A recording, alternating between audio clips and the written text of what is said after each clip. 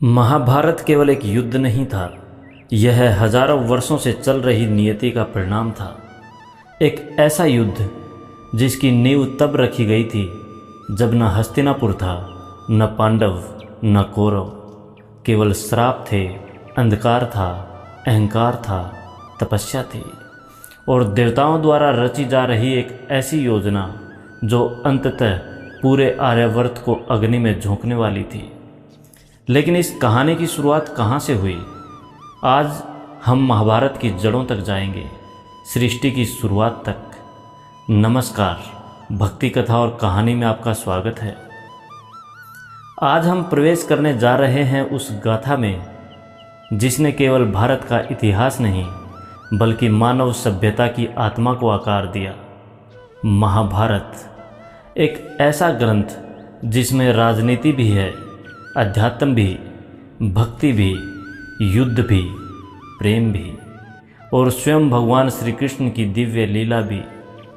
लेकिन हर वृक्ष की जड़ होती है और महाभारत की जड़ें इतनी गहरी हैं कि हमें समय के आरंभ तक जाना पड़ेगा। उस समय जब न पृथ्वी थी, न आकाश, न दिन न रात, केवल शून्य था। शास्त्र कहते हैं सृष्टि से पहले केवल एक सत्य था, परम ब्रह्म, निराकार, अनंत, असीम। उसी परम चेतना से प्रकट हुए भगवान विष्णु। वे अनंत क्षीर सागर में शेषनाग पर योग निद्रा में स्थित थे। चारों ओर केवल जल था, एक असीम मौन। फिर एक दिव्य चमत्कार हुआ। भगवान विष्णु की नाभि से एक कमल प्रकट हुआ और उस कमल से जन्म हुआ ब्रह्मा जी का। ब्रह्मा जी ने चारों ओर देखा, न कोई दिशा, न कोई जीव, न कोई ध्वनि। उन्होंने स्वयं से पूछा, मैं कौन हूँ और मुझे किसने उत्पन्न किया है? तभी भीतर से एक दिव्य ध्वनि सुनाई दी। तब ब्रह्मा जी ने हजारों वर्षों तक तपस्या की, तब उन्हें सृष्टि रचने का ज्ञान प्राप्त हुआ।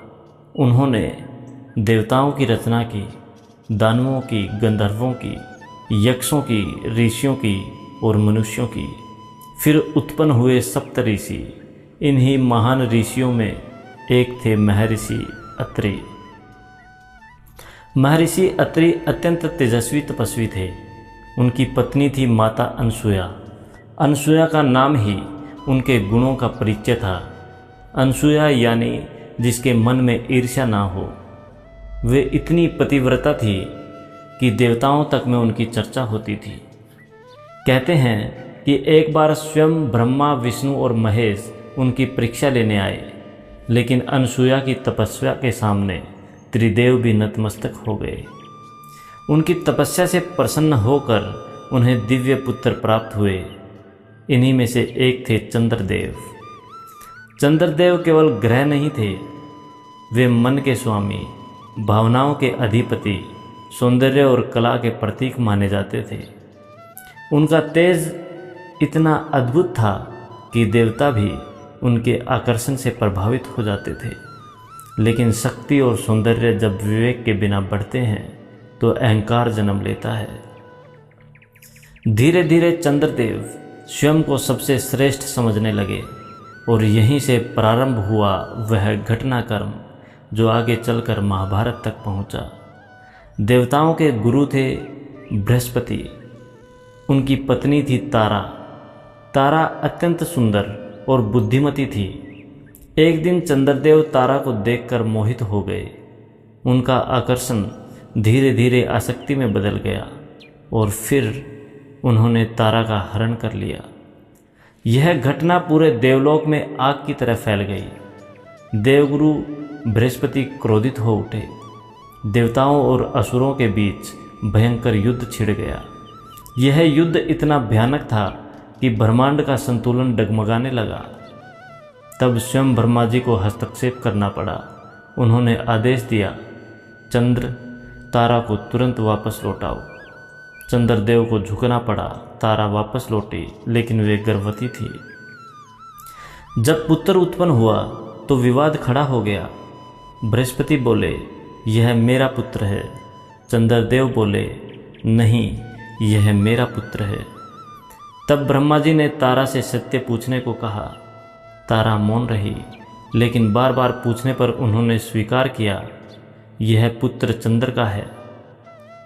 उस बालक का नाम रखा गया बुद्ध।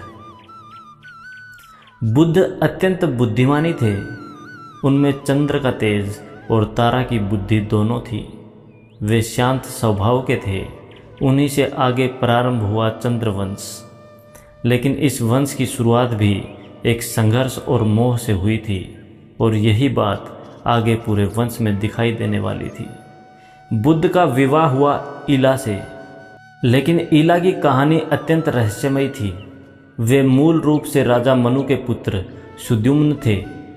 एक बार वे भूलवश भगवान शिव के उस वन में प्रवेश कर गए जहाँ किसी पुरुष का प्रवेश वर्जित था, और उसी क्षण वे स्त्री बन गए। उनका नाम पड़ा ईला। बाद में भगवान शिव ने वरदान दिया कि वे कभी पुरुष और कभी स्त्री रूप में रहेंगे। स्त्री रूप में ईला और बुद्ध के पुत्र हुए पुरुरवा। पुरुरवा अत्यंत वीर और सुंदर राजा थे। एक दिन स्वर्ग की अप्सरा उर्वशी ने उन्हें देखा, और पहली बार एक अप्सरा किसी मनुष्य के प्रेम में पड़ गई। दोनों का प्रेम पूरे देवलोक में प्रसिद्ध हो गया। लेकिन उर्वशी ने कुछ शर्तें रखी। यदि तुम मुझे कभी नग्न अवस्था में दिखे या मेरे प्रिय मेषों की रक्षा न कर पाए तो मैं तुम्हें छोड़कर चली जाऊंगी। पुरुरवा ने सब स्वीकार कर लिया। कई वर्षों तक दोनों सुखपूर्वक रहे, लेकिन गंधर्व उर्वशी को वापस स्वर्ग ले जाना चाहते थे। एक रात उन्होंने षड्यंत्र रचा। उन्होंने उर्वशी के मेष चुरा लिए। पुरुरवा उन्हें बचाने दौड़े। उसी क्षण बिजली चमकी और उर्वशी ने उन्हें नग्न अवस्था में देख लिया। शर्त टूट चुकी थी। उर्वशी तुरंत स्वर्ग लौट गई। पुरुरवा टूट गए। वे जंगलों में भटकते रहे, न भोजन न नींद, केवल विरह। यह कथा केवल प्रेम की नहीं थी। यह बताती है कि मोह मनुष्य को भीतर से खोखला कर देता है। समय बीतता गया और इसी वंश में जन्म हुआ नहुस का। नहुस महान तपस्वी और धर्मात्मा राजा थे। उन्होंने इतना पुण्य कमाया कि देवताओं ने उन्हें स्वर्ग का राजा बना दिया, लेकिन शक्ति ने धीरे धीरे उनके भीतर अहंकार भर दिया।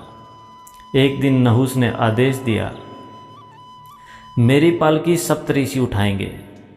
कल्पना कीजिए, जिन ऋषियों के तप से संसार चलता था, उन्हें एक राजा अपना सेवक बना रहा था।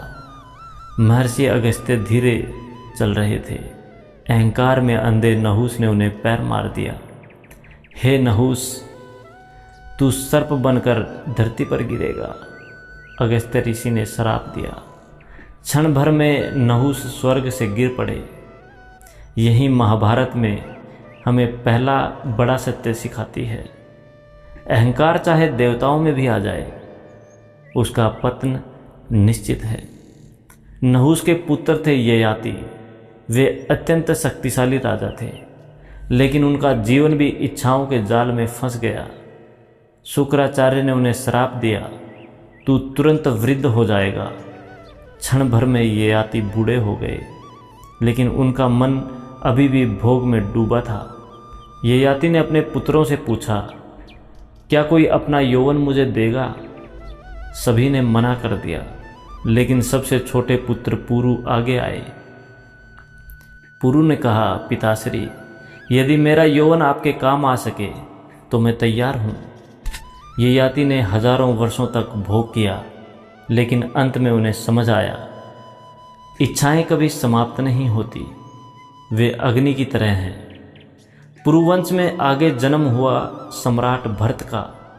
वे इतने महान राजा थे कि उनके नाम पर इसी भूमि का नाम पड़ा भारतवर्ष।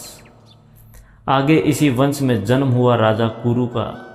उन्होंने जिस भूमि पर तपस्या की, वही आगे चलकर कुरुक्षेत्र कहलाई, धर्म भूमि।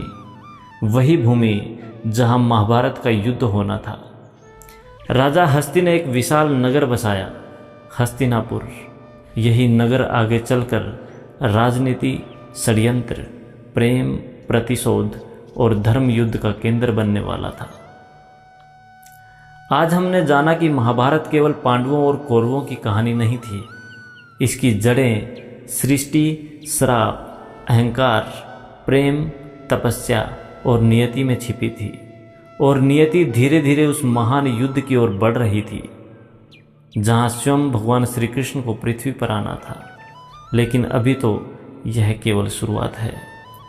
अगले अध्याय में एक राजा प्रेम में पड़ जाएगा, एक स्त्री अपने ही पुत्रों को नदी में बहा देगी, और जन्म होगा उस योद्धा का जिसकी प्रतिज्ञा पूरी महाभारत का भाग्य बदल देगी। हाँ, अगले अध्याय में आएगी गंगा और शांतनु की दिव्य एवं रहस्यमयी कथा। यदि आप भी महाभारत को उसकी संपूर्ण गहराई, रहस्य और अध्यात्म के साथ जानना चाहते हैं तो इस श्रृंखला से जुड़े रहिए, क्योंकि आगे आने वाली हर कथा आपके जीवन को देखने का दृष्टिकोण बदल देगी। जय श्री कृष्णा।